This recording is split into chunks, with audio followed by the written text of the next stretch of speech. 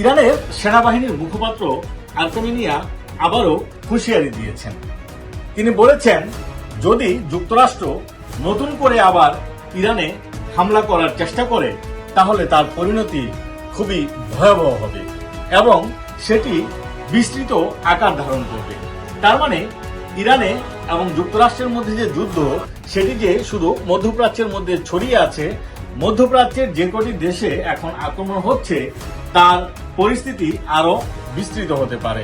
আর্কামেনিয়ার কথা থেকে বোঝা যায় যে ভবিষ্যতে যদি যুক্তরাষ্ট্র আবারও ইরানের উপর আক্রমণ অব্যাহত রাখে তাহলে সেক্ষেত্রে তারা তাদের হামলার পরিমাণ বিস্তৃত করবেন।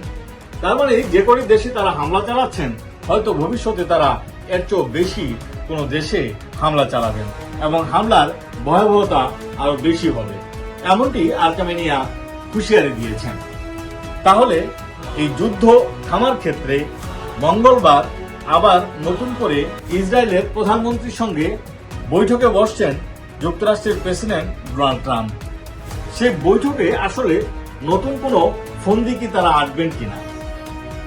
আর্কামেনিয়া বলছেন যে ইহুদিদের কথায় বা ফাঁদে পা দিয়ে যদি যুক্তরাষ্ট্র আবারও হামলার পরিকল্পনা করে তাহলে তারাও তাদের হামলা বিস্তৃত আকার ধারণ করার ক্ষেত্রে যা করণীয় সেটি তারা করবে।